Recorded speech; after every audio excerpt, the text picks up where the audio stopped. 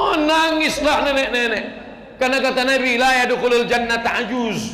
Orang tua tak masuk surga. Nabi tersenyum. Kata Nabi, bukan orang tua tak masuk surga. Semua yang tua-tua ini balik muda, umurnya 30-33. Macam saya ni lah.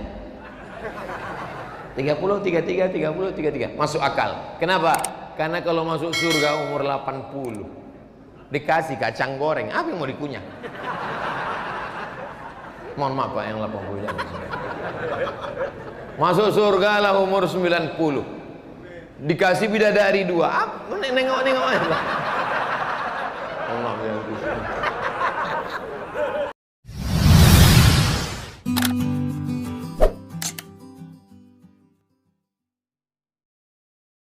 Saya makcik di Tugu Mulyo sangat ingin bertanya tentang hal ini. Kalau baca Quran, mana seharusnya yang pantas dipegang? Tangan kanan apakah Al-Quran, apakah mic-nya?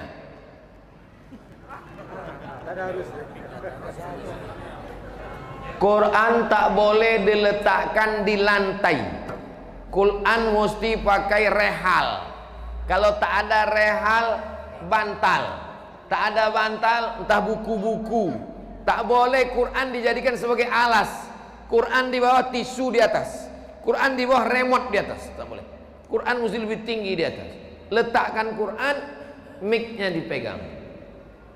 Kalau memegang mic-nya di kiri, Qurannya di kanan. Memuliakan Quran. Membaliknya tak boleh pakai air liur. Memegang Quran tak boleh ditentang. Memegang Quran. Mencium Quran, memuliakan Al-Quran. Sahabat Nabi mencium Al-Quran, memuliakan Al-Quran. La yamassuhu illal mutahharun. Tak boleh menyentuh Quran kalau tidak dalam keadaan suci, berwudu. Tapi kalau Quran itu ada terjemahnya, lebih banyak terjemahnya daripada ayatnya, maka boleh dipegang. Ini tentang masalah adab kepada Al-Quran. Ini anak-anak kita mesti diajarkan. Kalau tidak nanti dia tak beradab. Al-adab fawqal ilmi. Ada orang berilmu tapi tak beradab, rusak ilmunya. Maka yang paling tinggi adalah lebih dahulu mendahulukan adab. Ustaz Somad cerita adab, dia sendiri tak beradab. Ustaz duduk di atas, orang tua banyak di bawah. Karena biar supaya nampak oleh kamera di belakang. Kalau Al-Quran dipegang tangan kiri, apakah hukumnya tetap mendapatkan kebaikan semata? Ini bukan masalah halal haram, tapi ini masalah adab. Seeloknya, sepantasnya adalah Al-Quran dipegang tangan kanan. Tapi kalau luka darurat segala macam, boleh dipegang tangan kiri. Begitu juga dengan berzikir. Subhanallah, subhanallah, subhanallah, subhanallah, alhamdulillah, kanan. Kiri untuk cebok. Tapi ada pula orang, aku berzikir tangan kanan. Kenapa? Aku tangan kanan yang cebok katanya. Lain. Kidal busuk. Al-Quran dipegang tangan kiri, tangan kanan yang nganggur. Apakah tetap mendapat kebaikan? Lebih baik pakai tangan kanan. Iza akala ahadukum falyakul biyamini. Kalau kamu makan, makanlah pakai tangan kanan. Wa idza syariba ahadukum falyashrab biyamini. Kalau kamu minum, minumlah pakai tangan kanan. Fa inna syaitana ya'kulu bisyimali. Karena setan makan pakai tangan kiri dan minum pun pakai tangan kiri. Anak-anak kita yang kidal biasakan pakai kanan. Kanannya mana? Kanannya mana? Kanan. Ini diketik. Masya Allah. Bismillahirrahmanirrahim. Assalamualaikum Ustaz Abdul Somad dan Habib Mahdi. Salam kenal. Saya Pak Rizal Ashari. Semoga Ustaz dan Habib selalu dalam lindungan Allah. Amin. Tolong sampaikan salam saya untuk Buya Yahya. Assalamualaikum Buya Yahya, ada salam dari Pak Rizal Ashari. Sampaikan salam saya kepada Ustadz Adi Hidayat. Assalamualaikum Ustadz Adi Hidayat, ada salam dari Pak Rizal Ashari. Sampaikan kepada Habibana Rizik Sihab. Assalamualaikum Imam Besar Umat Islam Habib Rizik Sihab, ada salam dari Pak Rizal Ashari. Daripada saya tak sampaikan, bagus saya sampaikan sini. Mudah-mudahan orang itu nonton kan. Daripada kita berutang di dunia ini, di akhirat saya cari, bukan senang mencari dia di akhirat. Satu, apabila pemindahan kepala manusia ke badan manusia, donor tubuh, berjalan dengan sukses di masa yang akan datang, apa yang terjadi pada ruhnya? Ruh siapa yang hidup? Pemilik kepala atau pemilik tubuh? Ruh siapa yang akan dihisap? Ulama tidak menganjurkan membahas sesuatu yang belum terjadi. Ini akibat nonton film Face Off. Mukanya muka Nicolas Cage. Nicolas Cage itu kan bintangnya. Sama John Travolta. Jadi lalu kemudian nanti yang dihisap di akhirat Nicolas Cage apa John Travolta. Jadi ulama tidak menganjurkan membahas sesuatu yang belum terjadi, apalagi yang sifatnya khayalan. Lalu kemudian sama juga saya pernah ditanya, Ustaz Somad, ya nanti kalau kita jalan-jalan ke bulan, kiblatnya kemana? Saya bilang kiblatnya ke bumi, karena Ka'bah di bumi. Jangan pula kau menghadap ke Merkurius, Neptunus, Pluto dan Mars. Oke, tapi kalau mau dijawab juga, yang akan dihisap itu nanti mana? Maka yang tak berubah dan tak bertukar itu adalah ruh. Bagaimana dengan orang yang pakai katup jantung babi? Katup jantung manusia mahal, dan manusia dengan hewan yang paling mendekati adalah babi. Dipakai katup jantung babi. Apakah yang dihisap nanti babi? Tidak, ruh. Nanti yang wajahnya bertukar, tangannya yang ditukar, diganti kakinya, itu akan membalik lagi. Karena yang ini hancur dimakan cacing tanah. Lalu kemudian idzas sama'um fatarat, langit terbelah. Wa idzal kawakibun tasarat, planet bertabrakan. Wa idzal quburu bu'sirat, semua yang dikubur bangkit. Maka wajah kepala balik kepada pemiliknya, balik utuh. Dan kita semua utuh muda. Yang tua-tua tak masuk surga. Menangislah nenek-nenek, karena kata Nabi, la yadkhulul jannata ajuz, orang tua tak masuk surga. Nabi tersenyum, kata Nabi, bukan orang tua tak masuk surga, semua yang tua-tua ini balik muda, umurnya 30-33, macam saya ni lah, 30-33, 30-33, masuk akal. Kenapa? Karena kalau masuk surga umur 80, dikasih kacang goreng, apa yang mau dikunyah? Mohon maaf Pak, yang 80 jam. Masuk surga lah umur 90, dikasih bidadari 2. Nengok-nengok aja. Mohon maaf ya.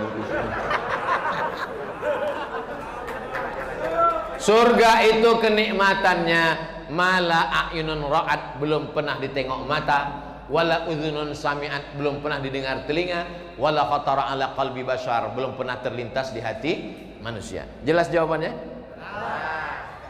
Yang tak jelas itu hubungan kita. 2.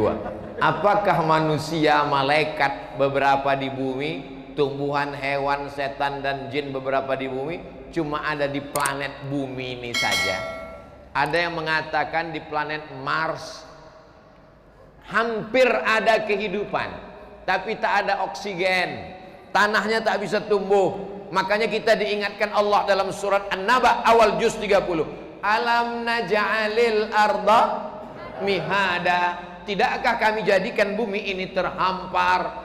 Itu semua mengingatkan kita supaya kita bersyukur. Apalagi Republik Indonesia, alamnya gemah ripah, loh jenawi, tongkat dan batu jadi tanaman, hijau, untayan zamrud katulistiwa. Adapun tempat lain setelah mereka sampai tandus, kering, kerontang, tak ada oksigen, makanya mereka ke sana membawa oksigen, bernapas habis. Tapi pertanyaan Bapak ini berkualitas. Dari beribu berjuta miliar planet dan bintang di universe, apakah benar Allah cuma menciptakan semua yang saya sebut di atas sendirian di planet ini saja? Apakah di planet Mars itu ada manusia, jin, hewannya? Apakah di planet Merkurius, Neptunus, Pluto itu ada juga makhluk macam kita? Yang jelas dalam Quran disebutkan wa ma khalaqatul jinna wal insa. Cuman 2 makhluk yang kuciptakan adalah jin dan manusia. Lalu bagaimana dengan alien? Bagaimana dengan Star Wars? Bagaimana dengan Ghost? Wa ma khalaqtul jinna wal insa. Kata Allah cuma 2 makhluk yang dikasih amal, yang akan dihisab, yang akan masuk surga dan neraka. Lalu bagaimana manusia ini di mana? Inni ja'ilun fil Itu bunyi ayat. Inni ja'ilun fil ardi, aku ciptakan di ardi. Tak ada disebutnya inni ja'ilun fil Mars wa Neptunus wa Merkurius wa Pluto.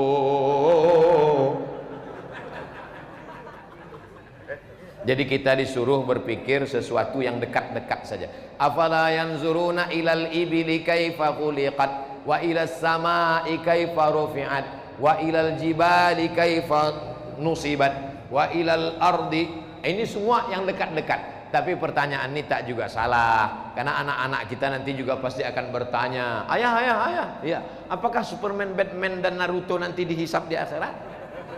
Iya nak, kalau dia masuk Islam. Kalau dia tak Islam, langsung masuk neraka jahanam. Mudah-mudahan amal kita ini menjadi amal soleh, istiqomah sampai akhir hayat.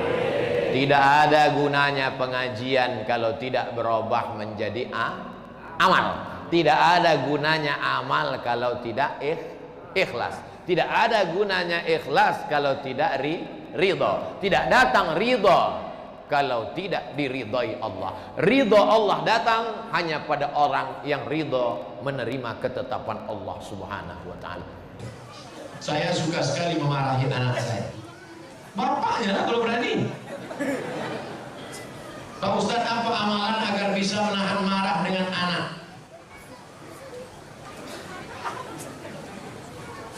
Ada saatnya ibu memang wajib marah. Ibu mesti bertanya, kamu pulang jam berapa, jalan sama siapa, uang mana, kunci motor mana. Harus marah. Jangan nanti ada ustadz yang ceramah, kita harus sabar sama anak. Anak kita dibawa jam 12 malam, sabar.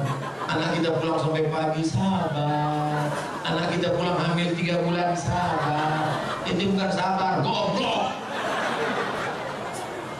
Ada saatnya kalian harus marah.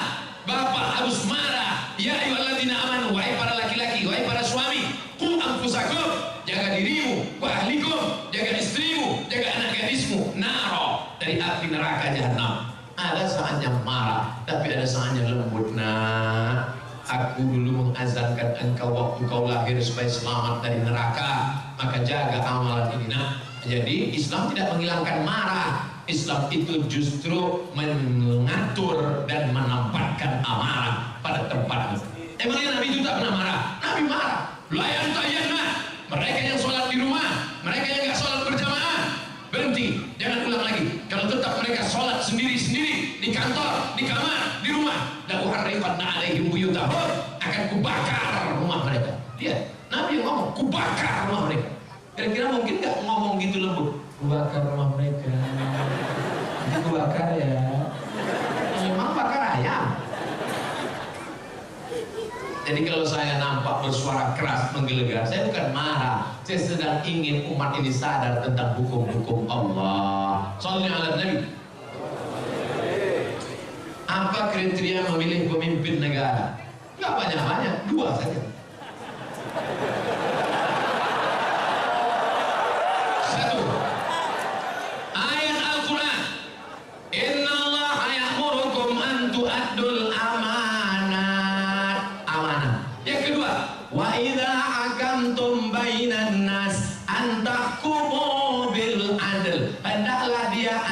Tolong video saya jangan dipotong. Jangan seret-seret saya ke politik, saya bukan orang politik. Saya mau ditawari jabatan apapun saya tak mau. Ustaz mau jadi duta, tidak mau. Mau jadi menteri, tidak mau. Ustaz mau jadi sekretaris, tidak mau. Ustaz mau jadi apa sebetulnya? Wapres saja aku tak mau.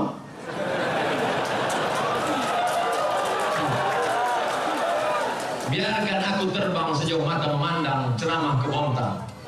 Sampai di hari petang aku akan pulang karena aku tahu di mana letak sana. Artinya apa? Biarkan Ustaz Somad jadi Ustaz saja, supaya mulut dia lantang bicara sesuka hati dan mengikut kehendak Allah. Sifat pemimpin itu kata Allah, wa idza hakamtum innallaha ya'murukum an tu'addul amanah. Yang kedua, wa idza hakamtum bainan nas an tahkumu bil adl. Orangnya amanah dan adil. Kalau dia menghukum bagi rata. Kalau di sini dihukum, hukum juga di sini. Kalau ini salah, ini juga salah. Itu takbir. Shalli ala Nabi. Pernahkah Abdul Somad menyebut partai, menyebut orang, menyebut angka, menyebut? Tidak pernah sampai hari ini. wahai orang-orang yang ingin mencari-cari kesalahan Abdul Somad, capek kalian nonton video itu, nggak akan ketemu. Paling-paling kalau mau kalian cari-cari, paling-paling kalian dapat hidayah mendengar ceramah itu. Diputar pagi putar, kapan dia salah, kapan dia salah. Iya nggak ketemu. Emang Ustaz kaleng-kaleng.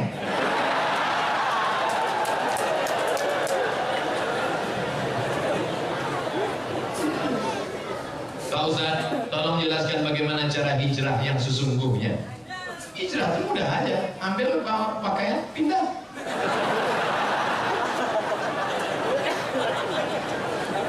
Itu hijrah tempat. Hijrah yang sesungguhnya itu apa? Wal muhajir man hajara ma nahallahu an. Orang yang hijrah adalah orang yang meninggalkan semua yang dilarang Allah Subhanahu wa taala. Alhamdulillah Ustaz, kami sudah hijrah. Apa namanya? Biker hijrah. Itu kemarin masih gonceng cewek. Ini pacaran syariah Pak Ustaz. Boleh, nggak ada. Anak-anak muda, para bikers, anak-anak muda, kalau kalian betul-betul hijrah, ambil HP, buka, cari namanya, delete, buanglah mantan pada tempat. Jangan lagi masih berteman, malam-malam masih bangun ya, tahajud ya. Apa yang kau bangunkan dia? Maknya kan ada di belakang. Macam mana yatim piatu aja. Oleh sebab itu hijrah ini total. Hijrah yang tidak Ahlus Sunnah wal Jamaah, la ilaha. Yang sebelum ini belum hijrah, akidahnya rusak, kemana-mana percaya batu cincin. Maka setelah itu dia buang itu semua. Dia sudah akidah Ahlus Sunnah. Yang selama ini masih percaya lagi, keris kecil dimasukkan ke dompet. Rupanya salah, patah, tertusuk.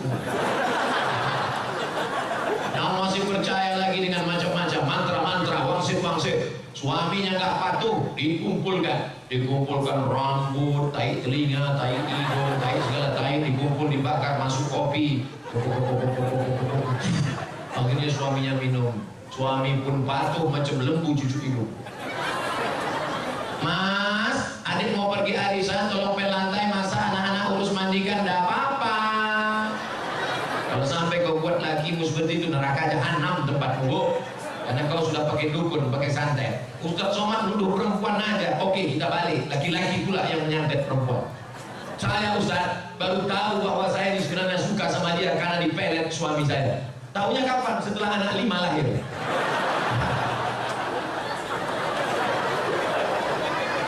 Gara-gara siapa kalian juga yang salah? 5 tahun yang lalu ketika dia datang ngomongin yang baik-baik, Adinda nikah sama abang ya. Apa?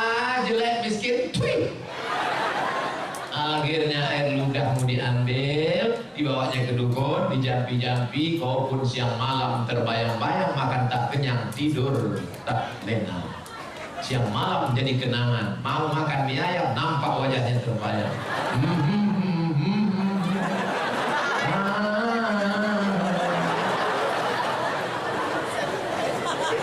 Apa mau dikata, nasi sudah jadi tai ayam.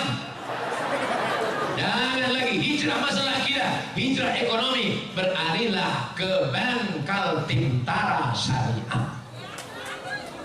Kenapa Ustaz sebut itu? Kalian orang Kaltim, maka gunakan aset daerah yang syariah. Maka beralihlah ke bank syariah supaya selamat daripada riba. Ideologi, politik, sosial, ekonomi, betul-betul hijrah. Selama ini nggak sholat. Alhamdulillah suami saya sejak dengar ceramah Ustaz Somad sudah hijrah. Oh, sholatnya rajin sekarang Pak Ustaz. Sholat apa? Sholat Jumat. Sholat kok cuma hari Jumat. Sholat zuhur, sholat asar, sholat maghrib, sholat isya, sholat tahajud, sholat duha, sholat qabliyah, sholat ba'diyah, sholat witir. Minta ampun kepada Allah atas segala silap dan salah kita. Mudah-mudahan Allah menerima hijrah kita insyaallah. Ya ayyuhalladzina amanu, hai orang beriman, tubu ilallah, taubatlah kepada Allah, taubatan nasuha, taubat nasuha. Apa saja bukti Islam adalah agama yang benar. Kenapa Allah membiarkan orang-orang membuat agama-agama yang lain? Kenapa enggak orang itu Allah hilangin aja? Hal apa yang dapat kita lakukan meningkatkan keimanan kita pada Allah Subhanahu wa taala? Kira-kira sulitkah bagi Allah meratakan orang yang tidak beragama dengan agama Allah? Innama amruhu idza arada syai'an ayaqula lahu kun. Ada yang mati ditelan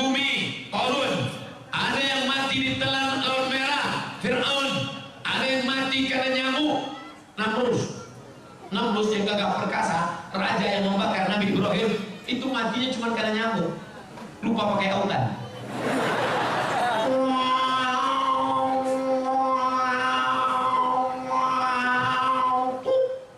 Mati. Bukan sulit bagi Allah untuk mematikan. Fir'aun yang gagah perkasa membangun piramid, matinya di mana? Matinya cuma tersedak di Laut Merah. Mati.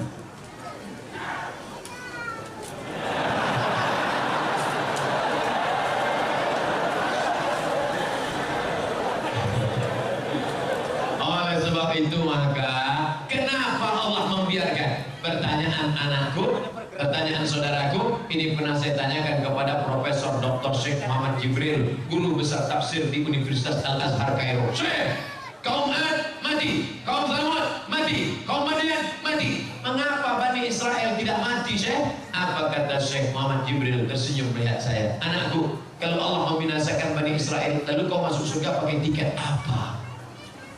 Kalau Allah menghancurkan Bani Israel di Palestina, lalu kau masuk surga pakai tiket apa? Ini Allah biarkan supaya dia menjadi jihad kita. Orang Melayu masih ada yang belum Islam. Supaya apa? Supaya Abdul Somad masuk ke hutan membawa bantuan setiap bulan Februari, setiap bulan Agustus, membuat sekolah tahfiz. Untuk apa? Supaya negeri itu menjadi negeri Islami dan kita berperan dalam dakwah. Abdul Somad di Masjid Al-Kausar ini bukan dakwah, karena ini orang baik semua. Yang dakwah itu kemana? Berdakwah kepada orang yang belum mengenal Allah, berdakwah kepada orang yang belum bersyahadat, ajak mereka ke jalan Allah, dari jalan setan ke jalan Allah, dari jalan yang tidak diridhoi Allah, dari jalan maksiat ke jalan taat. Itulah dakwah. Jadi kenapa Allah biarkan?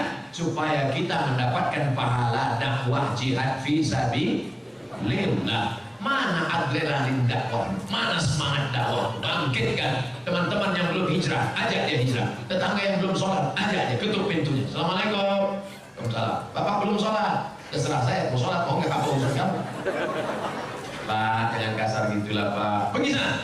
Besok datang lagi, Pak. Ayo ke masjid. Jangan ada semuanya. Kau belum lahir, aku udah lahir. Hari ketiga datang, Pak. Ayo ke masjid. Jangan ada saya. Nanti Bapak kalau mati kami campakkan ke sungai ya. Bapak mau jadi apa enggak? Iya lah, ya. Nah, 3 hari aja kena.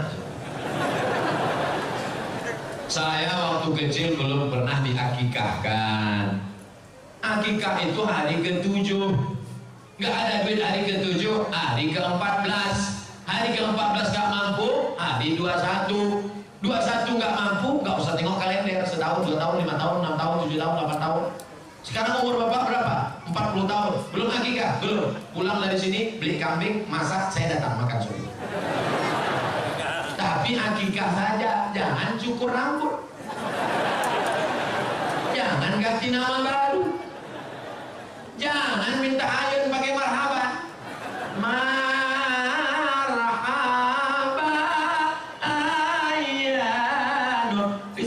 Atau buntung, yang penting uangku pulang. Bunga 10%.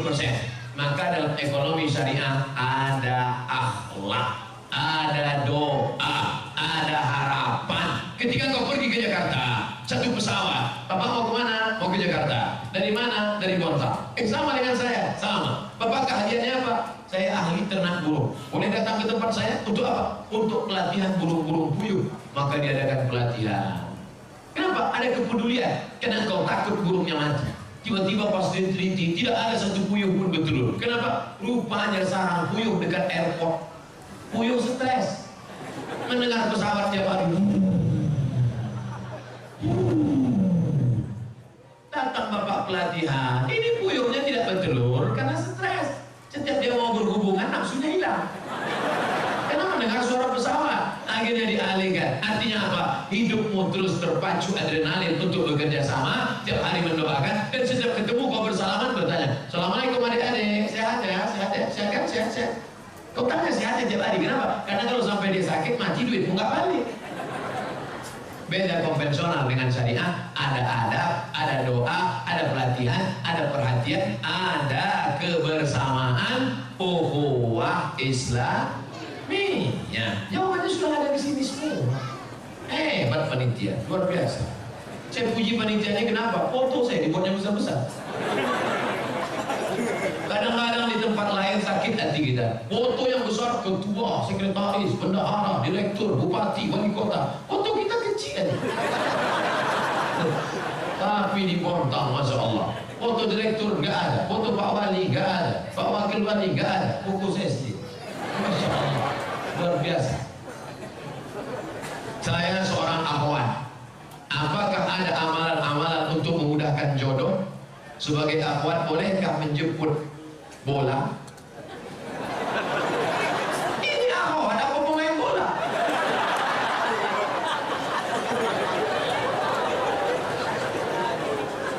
Maksud dia, boleh nggak menawarkan diri pada orang soleh?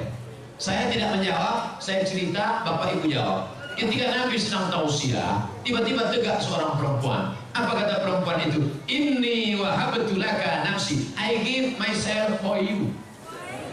Sekarang saya tanya, bolehkah menawarkan diri untuk orang soleh? Lihat cerdasnya jemaah. Kita cukup sebutkan dalil, dia sudah. Maka kata ulama, boleh menawarkan diri pada orang yang soleh dengan syarat dia tidak mengumbar itu kepada orang lain sehingga menyebabkan malu. Dalil kedua, istri Nabi Khadijah, dia pakai ekonomi syariah.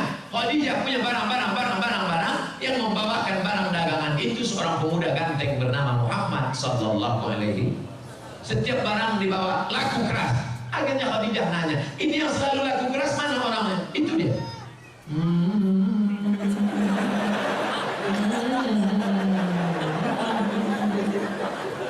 Itu dia. Iya. Siapa namanya? Muhammad. Yang ganteng itu. Iya. Maka kata Khadijah, diutuslah seorang laki-laki. Coba tanya dia, mau nggak dia nikah sama saya? Ditanya, hai Muhammad sallallahu alaihi wasallam, ya. Itu tuan yang punya barang-barang kita selalu kita bawa, dia mau sama kamu. Itu dalil boleh perempuan menawarkan, tapi melalui wali. Wahai adikku, apa? Engkau punya wali 6. Ayah, datuk, kakek, abang, adik, abang ayah, adik ayah, pakcik. Maka kau sampaikan supaya dia ngomong sana. Nah, siapa dia orangnya? Itu Pak Ustaz, anak remaja masjid di Al-Kausar itu. Masih tahu? Dek, ya. Mau datang ke rumah saya? Ada apa Pak? Datang-datang minum-minum aja sore. Datanglah, nanti keluarlah, nanti bawa mandi.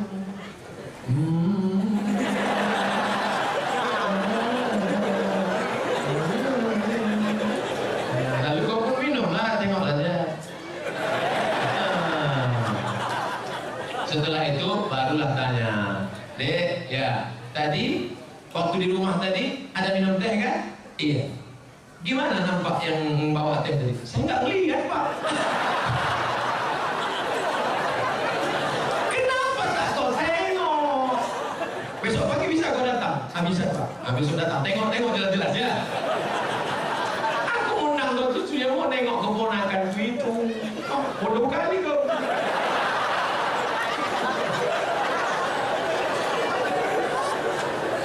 Setelah itu sampaikanlah kepada dia. Nanti kalau kau tengok, kasih jawaban cepat-cepat ya. Ya, kalau padi katakan padi, jangan sampai tertampi-tampi. Kalau jadi katakan jadi, jangan sampai ternanti-nanti. Itu gimana? Bisa, Pak. Selama ini saya memang udah tengok dia, tapi dari jauh nampak saya cantik. Begitu dekat, tak jadi loh Pak. Dah, jangan kau cerita-ceritakan ke yang lain ya. Nanti hancur dunia persilatan. Kalau tidak jadi jangan kecewa. Kenapa? Bunga bukan setangkai, kumbang bukan seekor, patah tumbuh hilang berganti, hilang satu tumbuh seribu. Apa disedihkan? Alah, perempuan macam laki-laki macam ini banyak.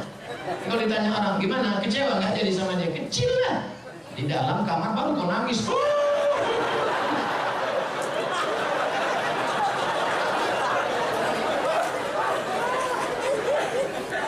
Ini sudah ditetapkan Allah. Ini takdir sudah tertulis di Lauhul Mahfuz bahwa teh kotak ini punya Abdul Somad, bahwa minuman ini punya Abdul Somad. Ini takdir. Aku tahu rezekiku punya aku dan tidak mungkin diambil orang. Betul? Ini punya Abdul Somad, satu pun tidak akan mengambil. Begitu juga dengan jodoh. Jodohmu tak akan mungkin diambil orang. Tapi kau mesti ada ikhtiar dan usaha untuk membuka botolnya, memasuk. Jangan cuma kau tengok aja menganga.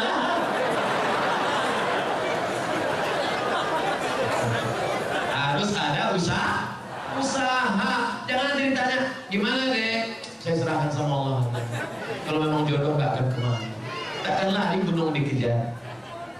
Di mana gunung nggak lari dikejar? Oleh sebab itu ada ikhtiar. Itulah Ahlus Sunnah wal Jamaah. Harus ada usaha. Mudah-mudahan yang gadis-gadis yang lajang-lajang dipertemukan Allah dengan yang baik-baik. Yang bilang amin itu yang belum nikah. Anak ada 3, amin.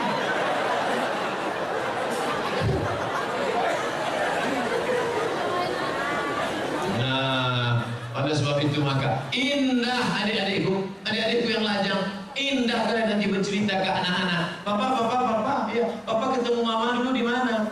Waktu itu ada ustadz datang ke masjid LNG Bada atau Bada LNG. Masjid Al-Kausar. Nah, terus pas papa mau keluar itu nyari-nyari sendal, mana sendal, tiba-tiba terbentur kepala papa. Tengok depan.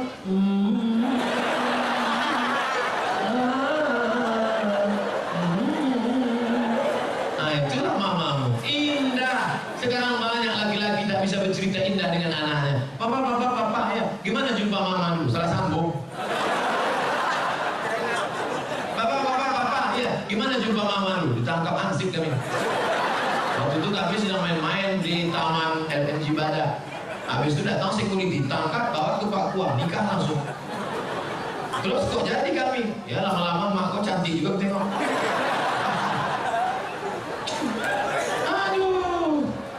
Jika di Batam sudah ada bank syariah seperti bank muamalat, BSM, apakah kita masih boleh menabung di bank konvensional? Tidak ada alasan.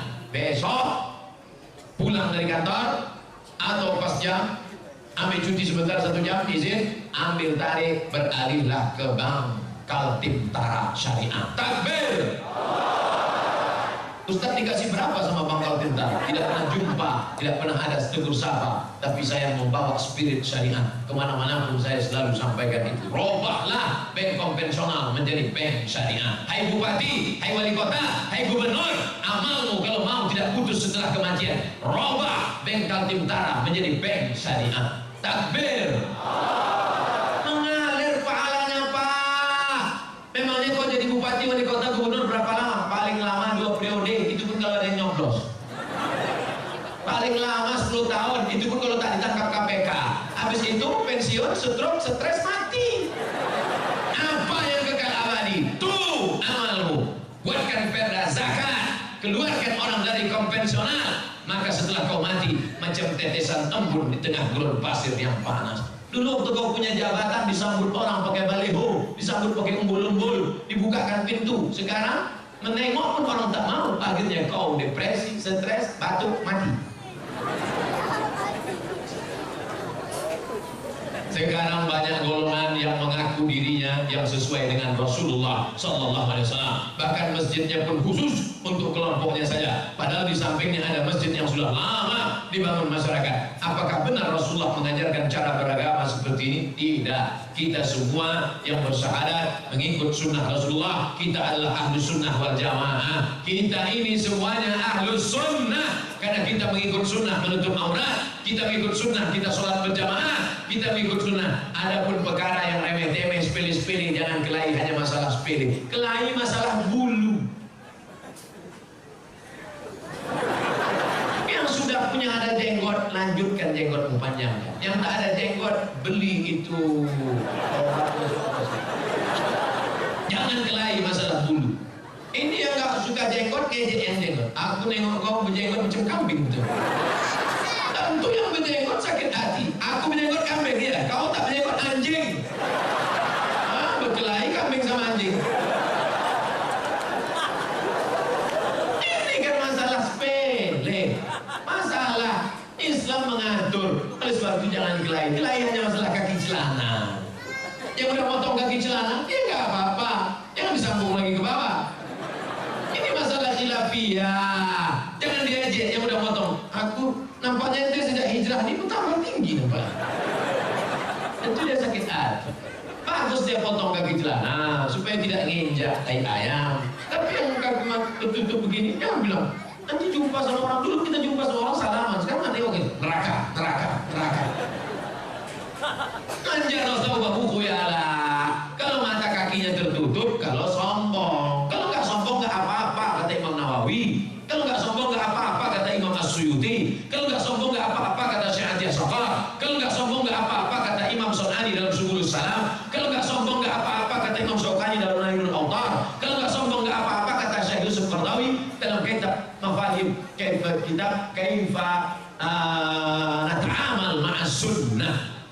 itu ini masalah khilafiyah, masalah usolli, masalah nggak usolli fardhul asli. Yang satu nggak pakai usolli. Akhirnya kelai antara usolli nggak usolli kelai. Yang ketawa siapa? Yang nggak ke masjid. Kenapa mereka di Masjid Al-Kautsar kelai? Gara-gara usolli. Untung kita nggak ke masjid.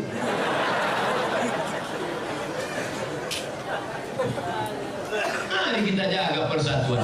Maka judulnya Masya Allah, Ukhuwah Islamiyah. Mau NU, mau Muhammadiyah, mau Al-Wasliyah, mau Perti, mau Persis, kita semua saudara. Asyhadu an la ilaha illallah wa asyhadu anna Muhammadan Rasulullah. Tapi kalau ada yang mengatakan ternyata setelah Nabi Muhammad itu ada Nabi lagi ke-26, itu bukan saudara kita, itu harus diajak masuk Islam lagi, ulang syahadat. Karena la nabi ya ba'da, tak ada nabi sesudah Nabi Muhammad. Siapa nabinya?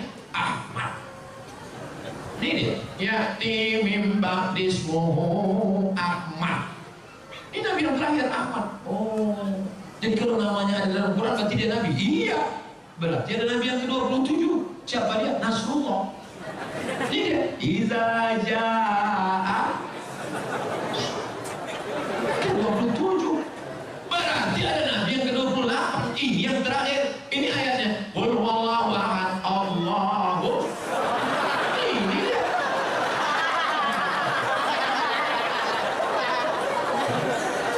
Orang-orang yang nyeleneh ini jangan dilawan, kerjain aja. Ini nabi ke-28.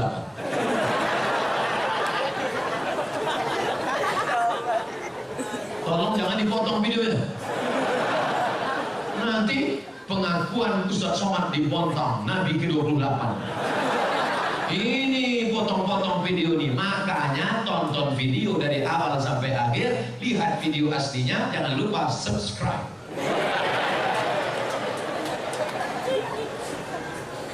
Kertas terakhir, Pak Ustaz, kami sudah 8 tahun menikah, alhamdulillah, tapi belum diberikan anak. Nauzubillah.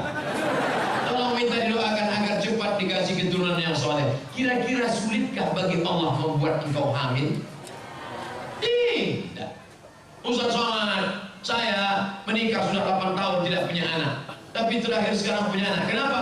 Rupanya diganggu jin. Masuk jin ke dalam perut rahim, sehingga sperma dengan sel ovum tidak pernah ketemu, dihalangi oleh jin. Awas. Kisah nyata teman kalian. Akhirnya setelah diruqyah di Jalan Sumatera, Riau Pekanbaru bersama Ustaz Saifullah, walau di Kalimantan cari ustaz-ustaz yang bisa ruqyah, akhirnya jinnya pergi kabur, akhirnya hamil, sekarang punya anak. Malah sekarang batuk aja hamil istri. Hamil. Oleh sebab itu maka sudah divonis tidak mungkin hamil Ibrahim. Itu istrimu tidak mungkin hamil Ibrahim. Kenapa? Aqimah, karena dia mandul. Siapa nama perempuan itu? Sarah. Sarah sudah divonis, semua perempuan berkata Sarah tidak mungkin punya anak.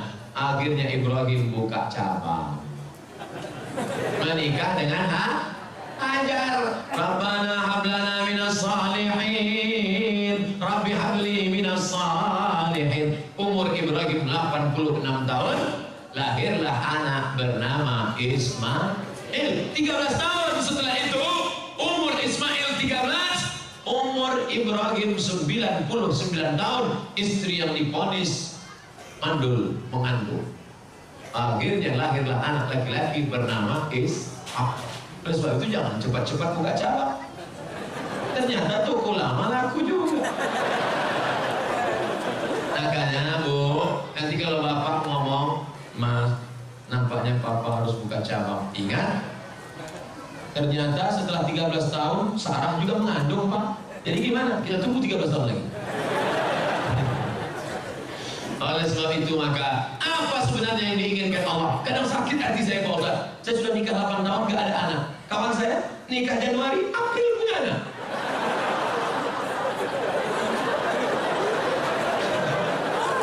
Di mana keadilan Allah Pak Ustaz? Sebenarnya Sebenarnya Allah hanya ingin melihat engkau munajat di tengah malam. Usolli sunnatan tahajud 8 rakaat, usolli sunnatan witir 3 rakaat, usolli sunnatal hajat, hajat ingin punya anak. Baca surat Yasin, selesai baca surat Yasin, Allahumma inni as'aluka bi surat Yasin, Allahumma inni atawassalu ilaika bi jahi Yasin. Ya Allah, berkat surat Yasin ini mudahkanlah aku punya anak. Karena kata Imam Ibnu Hajar, kata Imam Ibnu Katsir dalam tafsir Qur'anil Azim, la tuqra'u fi amrin asirin illa yassarahullah. Kalau dibacakan pada perkara yang susah, susah punya anak, susah sakit, susah paham, maka dimudahkan Allah. Maka baca Yasin tiap malam. Bapak Ibu sholat tahajud usaha. Katanya minum jus jus kacang hijau. Katanya makan korma. Saya tengok jamaah umroh beli korma muda semua. Beli korma muda semua. Saya nggak paham ini apa betul apa tidak. Lalu saya tanya sama yang jual itu, apa betul? Katanya aku udah punya anak.